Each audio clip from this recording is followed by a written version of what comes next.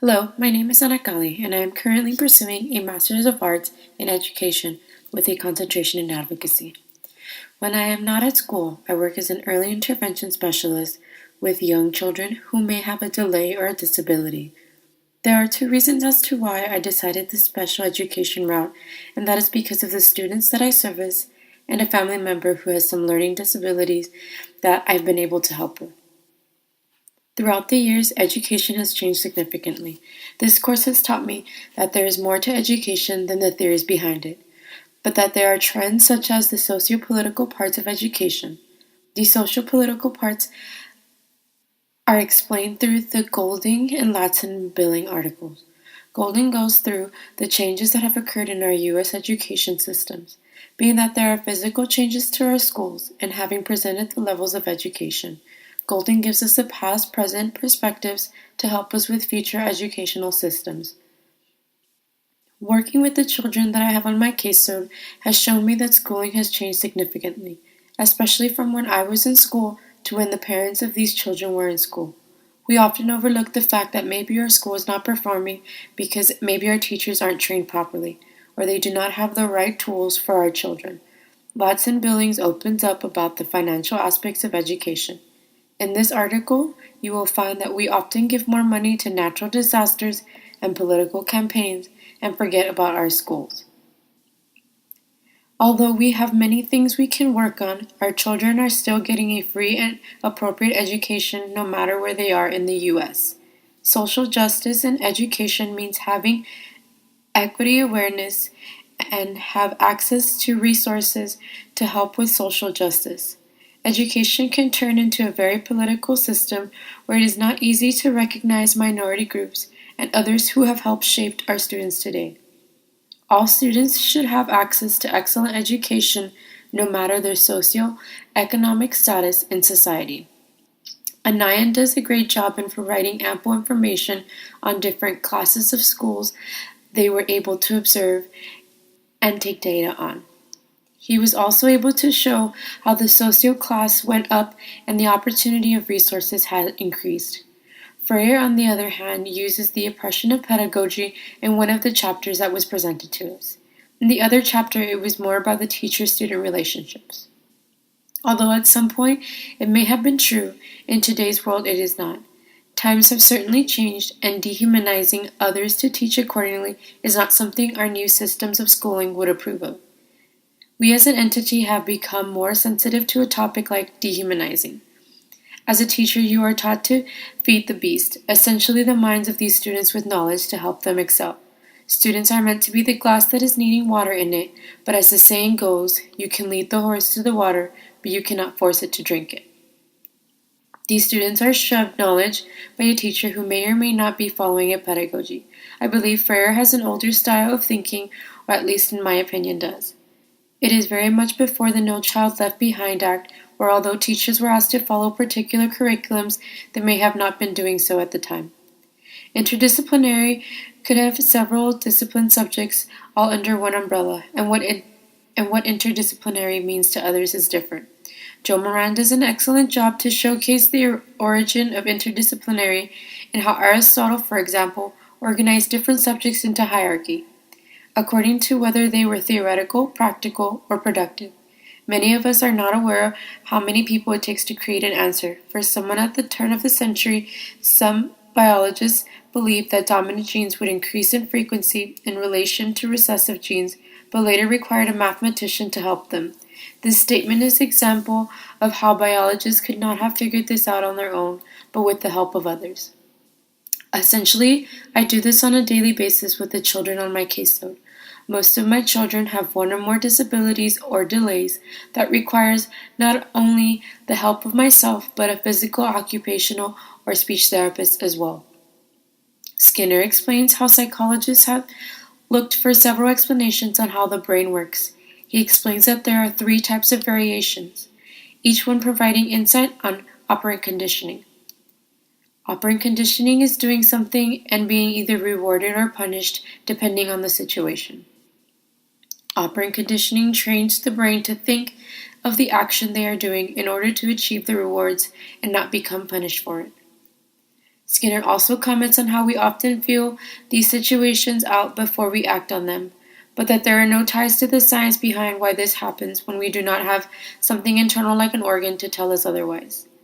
Piaget does an excellent job in defining development. He breaks it down into what he believes are two problems, and that is the difference between development and learning. He further breaks down development to four stages: sensory motor, pre-operational, concrete operations, and formal or hypothetic deductive operations. In that he goes deeper into the four main factors: maturation, experience, social transmission, and equilibration. Piaget will later explain learning and how learning regards ties back into development and being able to achieve one stage before achieving the following. Piaget has some very good points as to why development theories work and has some great examples backing this up. Vygotsky explains how social cognitivism is a combination of behaviorism and cognitivism. He believes that children can learn through an operant conditioning and environmental development. In essence, he is stating that through social cognitivism, from form, behaviorism, and cognitivism. He also brings up zone of proximal development, which is a newer approach in analyzing these theories. To an extent, I can agree that social cognitivism is the motherhood of the three learning theories I have discussed this far. Situated learning is having interactions through the environment. They believe that one learns through history and making real-world connections.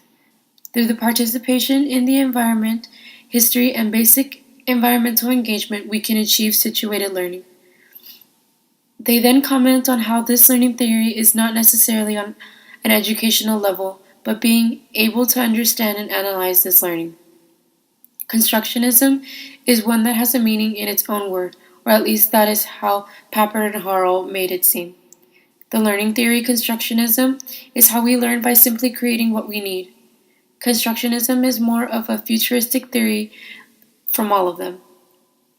It goes into what we can use in a few years.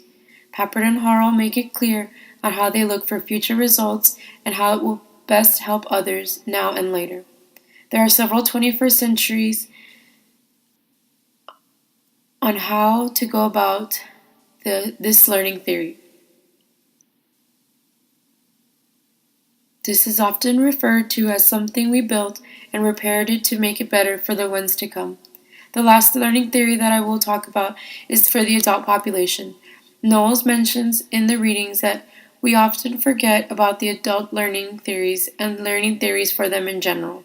We cannot assume adult learning is the same as a child in first grade.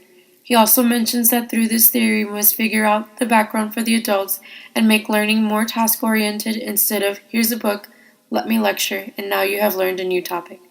Knowles also states that most educators will alter children learning theories, therefore, andragogy was made to help the adult learning. Out of the 6 learning theories that I use most in my career field, as it is more play-based approach, would be cognitivism. I am able to teach the child I am working with and play at the same time. Lastly, teaching today's learners comes with many prior discussions. We as educators have to be aware of the cultures that we are teaching, the sexual diversity in our classrooms, and being inclusive, all while ensuring each student is getting the best education. This reading discusses 3 models Lee uses to showcase a different ethical or linguistic diversities in students. Each model is broken down into cultural foundation, literacy instruction, and educational outcome. The 3 models presented in this reading are signifying and speakerly text, talk story, and community funds of knowledge. Lee gives some perfect examples on how we can alter our outcomes to fit the needs of our diverse students. As I stated, I work with children who have different delays or disabilities. This is something I have to keep in mind while working with these families. Some may not have the same kind of religion or thoughts that I may have. Therefore, I have to take into consideration the way I speak to these families, as well as the way I carry on my daily visits. Mayer then displays the sexual differences in our school and how we should create schools to better include students who have these differences in sexuality. There are many stigmas around students who have sexual differences where they make school difficult for them. As we evolve as a universe, we are starting to see more students coming out and stating their sexuality. We are evolving so much that there are laws now in place to protect the rights of these students. Mayor goes through just about every point we need to see, from the support these students get to the laws to what sexual diversity means to some. Hand in hand with where I work, this has nothing to do with sexual differences or sexuality that my children on my caseload will show, but in the sense of their disabilities. Harrow goes through inclusion of students who have disabilities and all things they may need in a school setting. Inclusion is something that we may not have always had part of our school system, as well as the outcomes for students with disabilities were never agreed on. Do we ever have the proper accommodations for students with disabilities? Is there enough support coming from the educators and parents? Harold displays this perfectly. Nowadays, we do not see many of these problems, but we see educators not trained enough for students with disabilities. Most of the parents that I work with have these types of concerns, especially because their child may have one or more delay or disability. They are always afraid that whatever school they are sending their child to will not have the adequate amount of training in what their child may need. Because we are now in the 21st century, Prensky is all about how we can no longer go through teaching like the old days, but find new ways with technology to teach students in our 21st century. He goes on to say that our old ways of teaching and engaging are not working for our students now.